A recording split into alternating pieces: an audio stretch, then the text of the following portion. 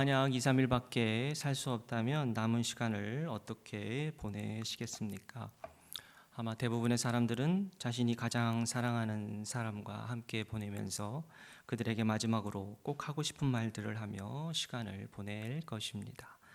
오늘 본문 요한복음 13장에서도 예수님도 이처럼 자신의 마지막 시간을 사랑하는 제자들과 함께 보내면서 마지막으로 그들에게 꼭 남기고 싶었던 생각을 행동으로 보여주시는데, 그것이 바로 제자들의 발을 씻어준 행동이었습니다. 예수님은 발을 씻어주는 행동을 통하여 제자들에게 두 가지 의미를 알려주시려 한 것 같습니다.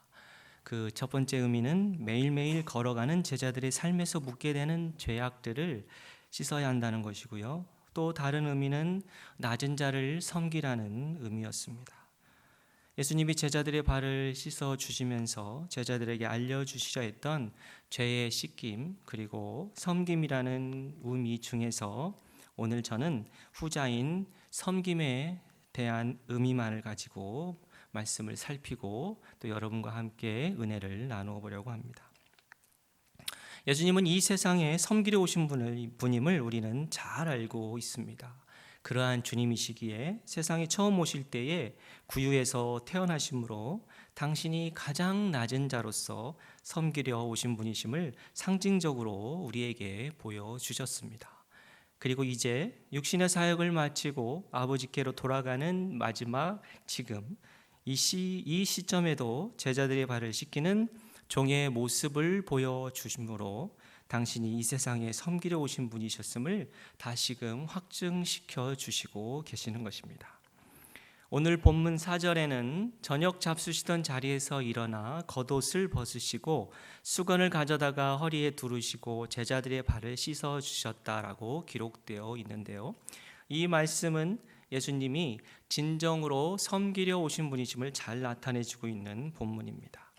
자리에서 일어나 겉옷을 벗으셨다는 것은 하늘 보좌에서 내려오셔서 영광의 모습을 벗으신 주님을 나타내는 말이고요.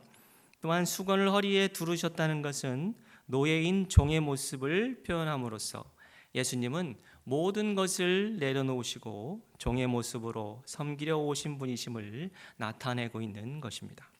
이처럼 주님은 자신의 모든 위치와 영광의 자리를 다 내려놓고 종이 되어 섬기신 분이십니다. 그런데 오늘날 우리의 섬김의 모습은 어떠합니까? 우리는 주님처럼 모든 것을 내려놓고 섬기기보다는 자신의 유익을 위하여 또는 자신의 사회적 포지션에 걸맞는 행동을 보이기 위하여 섬기고 있는 경우가 많은 것 같습니다.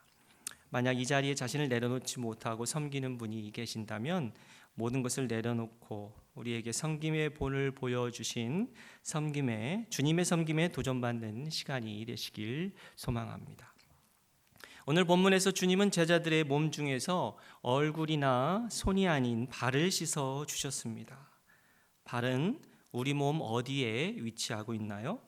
잘 아시는 것처럼 발은 우리 몸에서 가장 낮은 곳에 위치하고 있는 지체입니다. 고린도전서 12장 27절에 너희는 그리스도의 몸이요 지체의 각 부분이다 라는 말씀을 적용해 본다면 발은 낮은 지체로서 낮은 자를 의미하는 것입니다. 그러므로 발을 씻어주라는 것은 낮은 자를 씻어주라는 뜻이 될 것입니다. 그렇다면 발을 씻어주라는 말에 순종하여 이 낮은 자의 발을 씻어주려면 과연 우리는 어떤 위치에서 씻어주어야 할까요?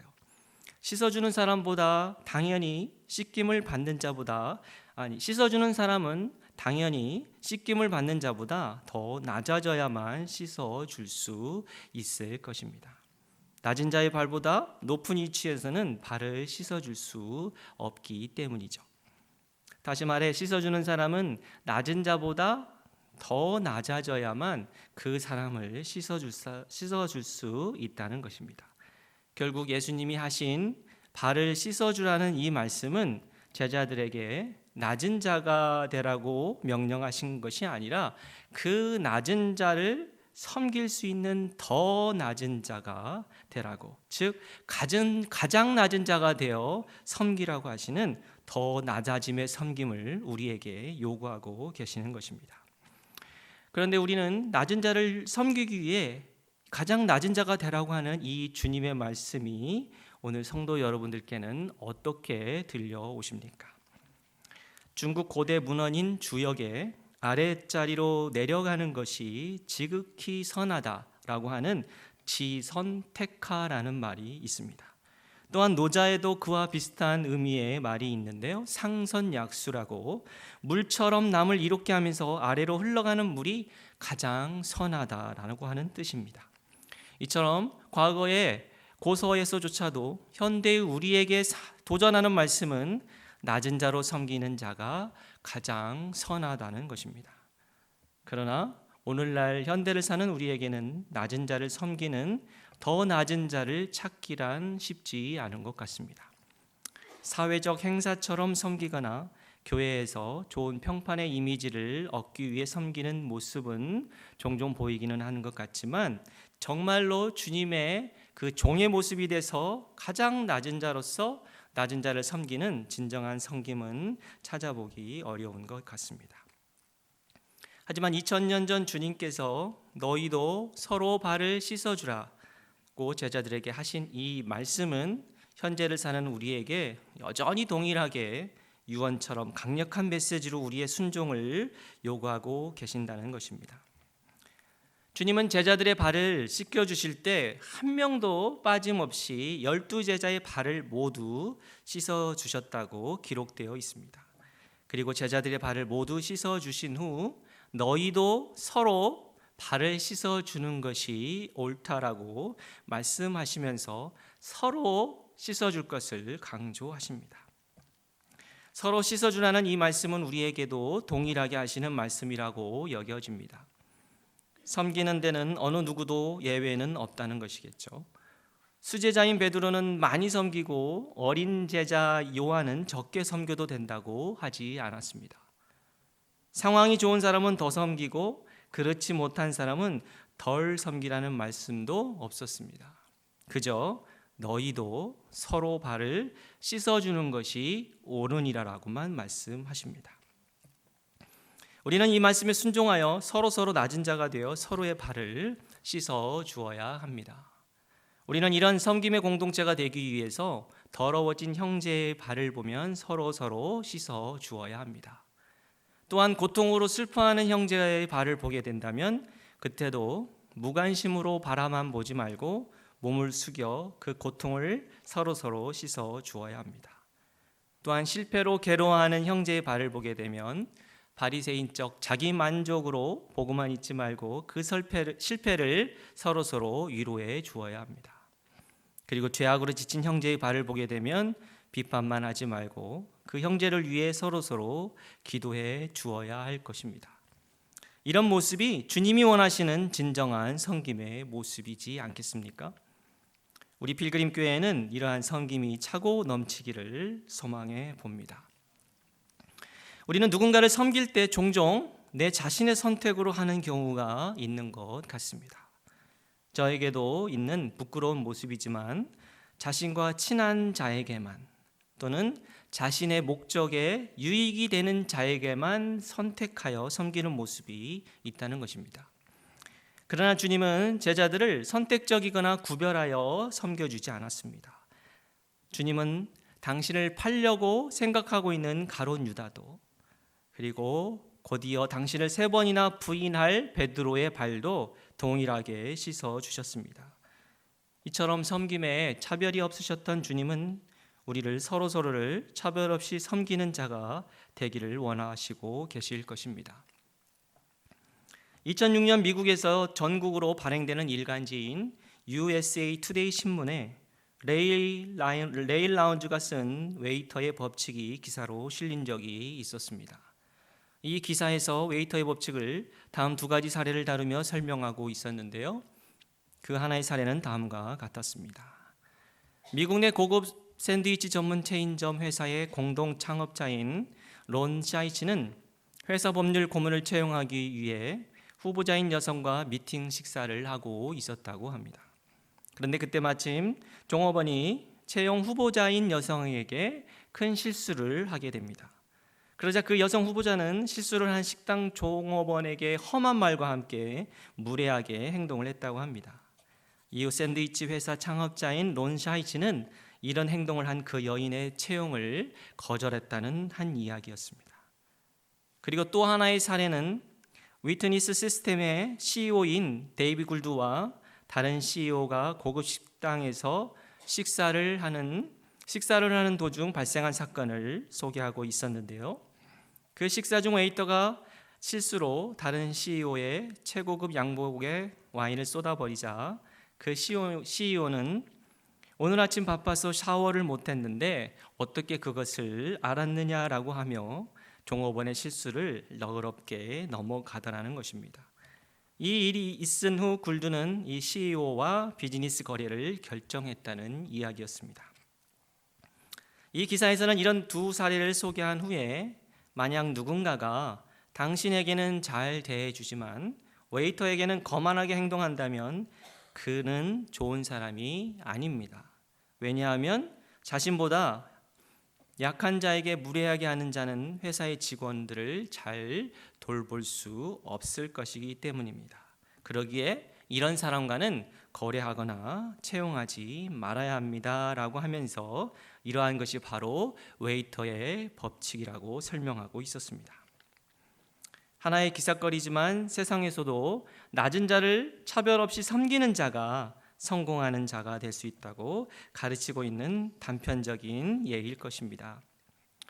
이처럼 세상에서도 낮은 자를 차별 없이 섬기라고 강조하고 있는데 교회에서의 그리스도인의 섬김의 모습은 어떠해야 될까요? 어떤 위치에 있는 사람이든지 하나님의 형상으로 대하는 것이 기독교인의 태도일 것입니다. 돈이나 지위나 학식이나 외모나 출신지나 성별로 더 나아가 종교적 입장이나 자신의 개인적 사상적 입장에 대한 차이로 사람을 차별하여 대하는 것은 옳지 않을 것입니다. 교회 공동체의 모든 사람이 하나님의 자녀임을 기억해야 하고 그들을 차별 없이 존중하며 섬겨야 할 것입니다. 우리가 지금 섬기며 다니고 있는 이 필그림 교회는 주님이 우리에게 주신 공동체입니다. 우리 자신이 교회를 선택하고 결정한 것이 아닙니다. 내가 선택한 교회라고 생각하는 분이 있을지 몰라도 그건 잘못된 생각입니다. 우리의 공동체는 주님의 주권 아래 허락되어 모이게 된 교회입니다. 왜냐하면 어느 누구도 주님의 부르심과 택함이 없이는 구원받을 수 없기 때문입니다. 그러기에 필그림 교회에 있는 형제들은 주님이 허락하여 나에게 붙여주신 사람들인 것입니다. 하나님이 내 주변에 이끌어 놓으신 선택받은 주의 자녀들이라는 것입니다. 12제자 공동체는 어땠습니까?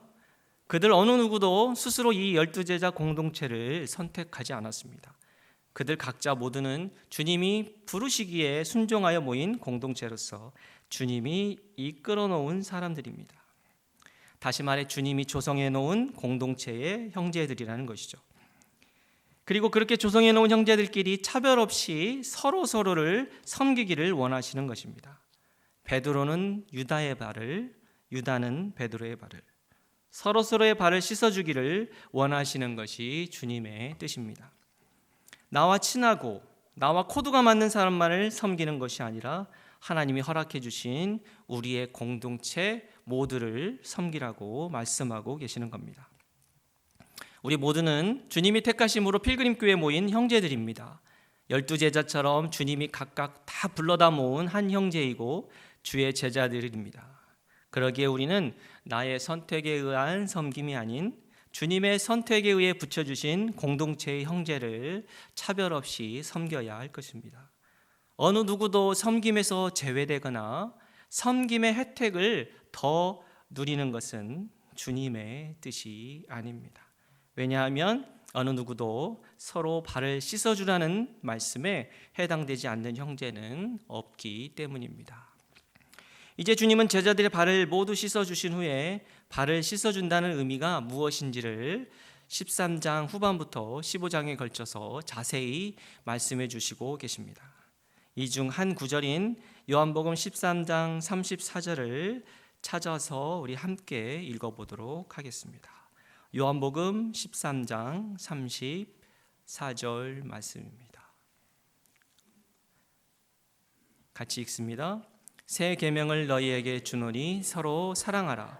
내가 너희를 사랑한 것 같이 너희도 서로 사랑하라. 아멘. 네, 이 새 계명을 주는 시점이 제자들의 발을 씻어 주신 후 바로 하신 말씀으로서 이 유언적 행동에 대한 의미를 말씀으로 풀어주신 것이라고 볼 수 있습니다. 주님께서 내가 너희의 발을 씻어준 것 같이 너희도 서로 발을 씻어주라는 말씀에 대하여 이것은 내가 너희를 사랑한 것 같이 너희도 서로 사랑하라는 뜻이야 라며 의미를 해석해 주신 거라고 볼 수 있습니다. 그러면서 주님은 섬김의 사랑이 무엇인지를 더 자세히 말씀해 주시고 계십니다. 요한복음 15장 12절과 13절에 내 계명은 곧 내가 너희를 사랑한 것 같이 너희도 서로 사랑하라 하는 이것이니라. 사람이 친구를 위하여 자기 목숨을 버리면 이보다 더 큰 사랑이 없나니 라고 기록되어 있습니다. 방금 읽었던 요한복음 13장 34절과 15장 13절을 함께 적용해 보면 주님이 발을 씻어주신 섬김에 대하여 다음과 같이 풀어볼 수 있을 것입니다. 제자의 발을 씻어주라는 것은 형제를 섬기라는 것이고, 형제를 섬기라고 하는 것은 형제를 사랑하라는 것이고, 그 사랑이란 형제를 위하여 자기 목숨을 버리는 사랑이라는 말씀으로 해석되어질 수 있을 것입니다. 이 내용을 좀 더 압축해서 정리해 본다면 이런 말이 되겠죠. 형제의 발을 씻어주는 섬김이란 형제를 위해 자기의 목숨을 버리는 것이다. 네. 그럼 이렇게 목숨을 버린다는 것은 무엇을 의미할까요? 이 의미는 자기를 내려놓으라는 것일 겁니다. 자신을 버리라는 것이죠.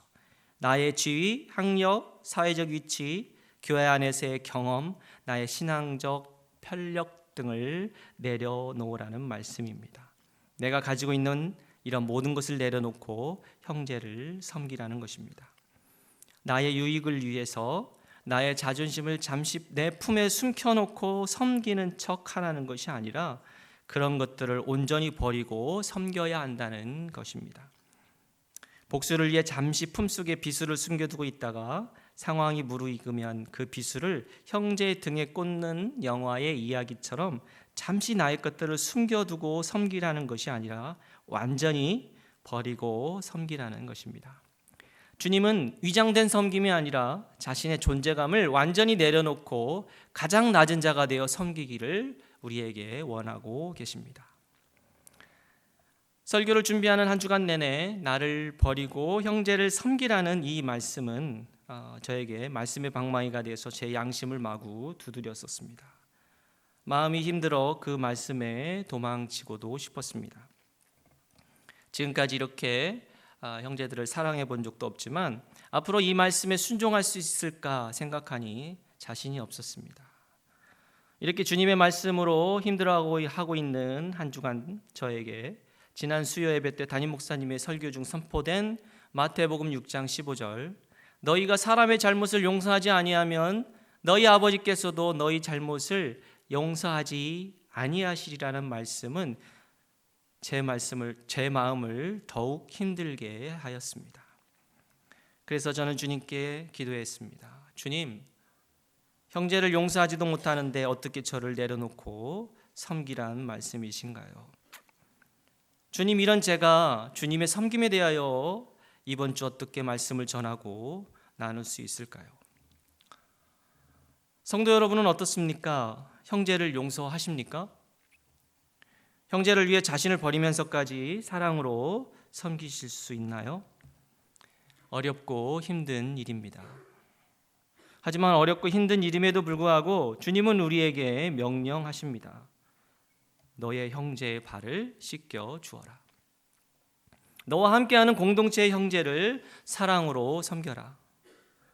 그리하여 너의 섬기는 모습을 통해 주님의 사랑이 드러나고 주의 자녀임을 나타내라고 말씀하고 계십니다.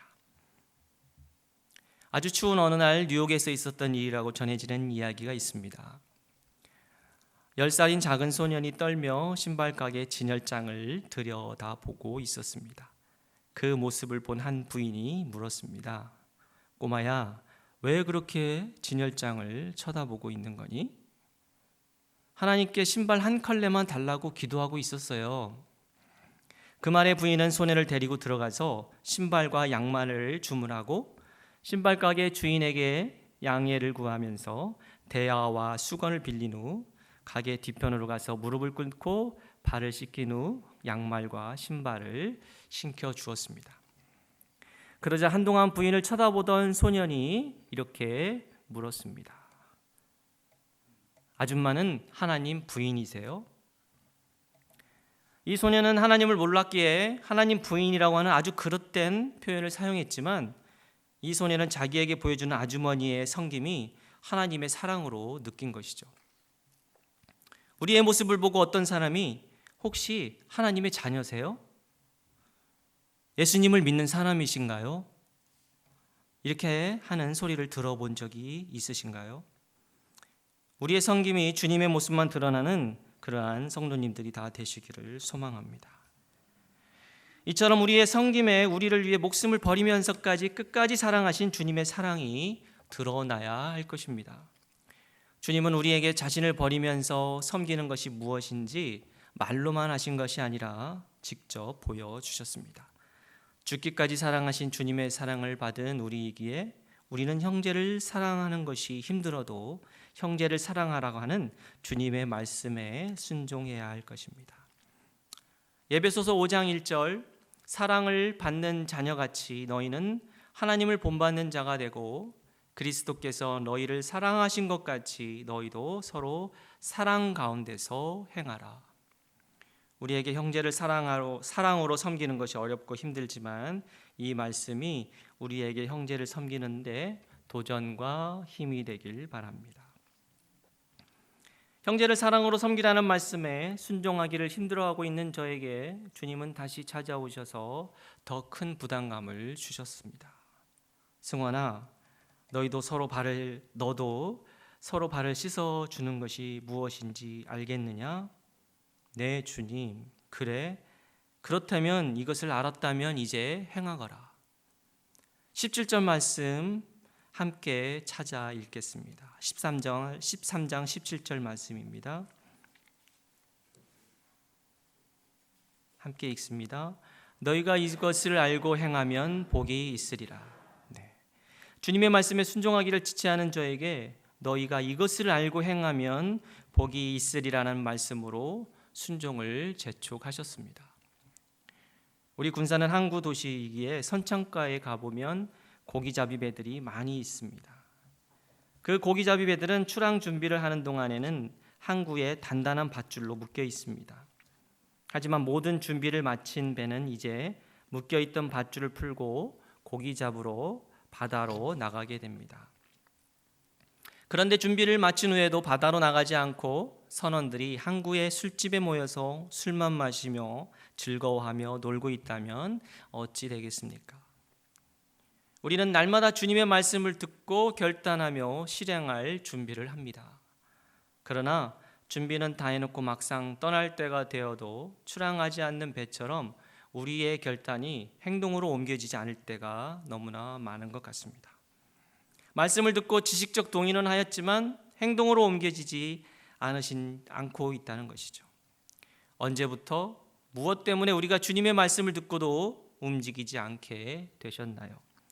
만약 그런 분이 계신다면 하루속히 내가 언제부터 그러했는지 그 지점을 찾아 되돌리셔야 합니다. 또한 무엇 때문에 그러했는지 그 이유를 찾아 해결하셔야 합니다. 주님의 말씀을 행동으로 옮기는 데 방해가 되는 모든 요소를 찾아 없애시길 바랍니다. 주님의 말씀에 순종하는 것이 왜 어렵게 되셨습니까? 주님이 우리에게 요구하는 것이 너무 힘든 명령이기에 그렇습니까? 아니면 그 명령을 따르기에는 너무나 내 자존심이 상하고 내 위치가 무너지는 비천할 것 같은 명령이기에 그렇습니까? 순종하면 내 자존심이 상할 것 같은 명령, 내 경력이 무너질 것 같은 명령, 내 유익에 손해가 끼칠 것 같은 명령이기에 지키기 어려우신 건가요? 주님은 하늘 보좌를 버리고 종이 되어 그 멸시천대 다 감수하며 여러분을 위해 죽기까지 끝까지 사랑하셨습니다. 주님이 나를 위해 생명을 버리셨는데 우리도 버릴 것은 버리며 말씀에 순종하는 행동을 해야 되지 않겠습니까? 하나님의 택감을 받았던 사울 왕은 주님의 말씀과 명령을 잘 알고 있었습니다. 그러나 말씀에 순종하지 않고 자신의 뜻대로 제사를 드렸습니다. 하나님이 원하시는 방법이 아닌 자신의 생각과 자신의 유익을 위해 하나님의 일을 했습니다. 사울 왕처럼 우리도 주님의 말씀은 잘 들어 알고 있지만 순종하지 않을 때가 있습니다. 결국 주님은 사울 왕을 버리시고 다시 사울 왕을 찾아오지 않으십니다. 더 이상 주님은 사울 왕에게 당신의 음성을 들려주시지 않았습니다. 이것은 우리에게 정말 중요한 메시지입니다. 우리에게도 이와 같은 일이 벌어지지 말라는 법이 없겠습니까? 더 이상 주님이 음성을 들려주지 않는 그리스도인, 더 이상 주님이 찾아오지 않는 주의 자녀, 그래서 더 이상 주님과의 교제가 없는 모습이 되어버린다면 그 얼마나 처참한 일이겠습니까? 나를 버리면서 형제를 섬기며 사랑하라는 말씀을 따르기에 우리는 사실 너무 연약합니다. 우리는 자신의 힘으로 그 명령을 순종할 수 없습니다.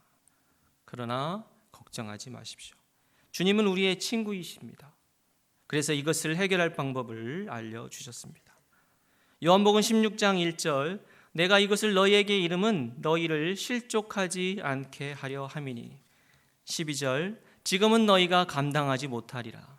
13절, 그러나 진리의 성령이 오시면 그가 너희를 모든 진리 가운데로 인도하시니. 23절, 그날에 아버지께 구하는 것을 내 이름으로 주시리라. 사도행전 1장 5절, 성령으로 세례를 받으리라. 8절, 성령이 임하시면 너희가 권능을 받고. 우리는 주님의 명령을 행할 능력이 없습니다. 그러나 성령 세례를 받으면 그 일을 할 수 있습니다. 나를 버리고 형제를 사랑으로 섬기라는 명령을 나의 힘으로 행하려면 요한복음 16장 1절처럼 우리는 실족하게 되고 말 것입니다. 하지만 성령이 임하시면 너희가 권능을 받고라는 말씀처럼 성령 세례를 받아 성령 충만하면 주님의 말씀에 순종할 수 있습니다. 이 말씀은 두려워 떨던 저의 마음에 다시 한번 용기와 소망을 주었습니다. 성령의 능력으로 형제를 사랑할 수 있다는 주님의 음성이 저를 다시 붙잡아 주었습니다. 주님은 사랑의 주님이십니다. 그 사랑의 주님이 실족하려는 저에게 사랑으로 다시 위로와 힘을 주셨습니다. 성령을 의지하여 성령 충만하면 할 수 있다고요. 성령의 힘으로 하면 당신의 말씀에 순종할 수 있다고요. 나의 힘과 노력이 아닌 성령의 힘으로 하라고요. 사랑하는 성도 여러분, 성도님들도 성령으로 충만하여 발을 씻기라고 하는 주님의 말씀에 순종하여 형제를 사랑으로 섬겨보지 않으시렵니까? 현대사회는 공간부재의 사회로 향하고 있습니다. 이런 사회에서 소시오패스가 점점 늘어나고 있다고도 합니다. 서로의 아픔과 실패가 절대 공감되지 않는 사회, 이런 사회 속에서 교회의 모습은 어떻게 주님의 섬김과 사랑을 세상에 보여야 할까요? 세월호의 아픔으로 여전히 고통받고 있는 자의 신음의 소리를 무시하는 세대, 위안부 할머니의 아픔을 공유하지 못하고 그들이 자처한 것이라며 비난하는 세대, 교회 안에서 아프다고 고통을 호소하는 형제들에게 그만하라고, 조용히 하라고 다그치는 세대, 다른 사람의 아픔이 전혀 우리 마음에 울림이 없이 소음으로만 들리는 이 세상을 향해 우리 주님은 이렇게 말씀하고 계십니다. 너희도 서로 발을 씻어주라. 가장 낮은 자가 되어 너희도 서로 발을 씻어주어라. 이 말씀이 오늘 이 자리에 계신 여러분 모두에게 도전이 되고 행동으로 옮겨지는 역사가 일어나길 소망합니다. 마지막으로 제가 속해 있는 제4남전도의 카톡방에 이번 주 목요일에 모 집사님이 올려주신 아주 짧은 글을 소개하며 말씀을 맺겠습니다. 그 사람이 있을 때는 존중을 하고 그 사람이 없을 때는 칭찬을 하고 그 사람이 곤란할 때는 도와주고 은혜는 잊지 말고 베푼 것은 생각하지 말고 서운한 것은 잊어라. 잠시 기도하겠습니다. 하나님,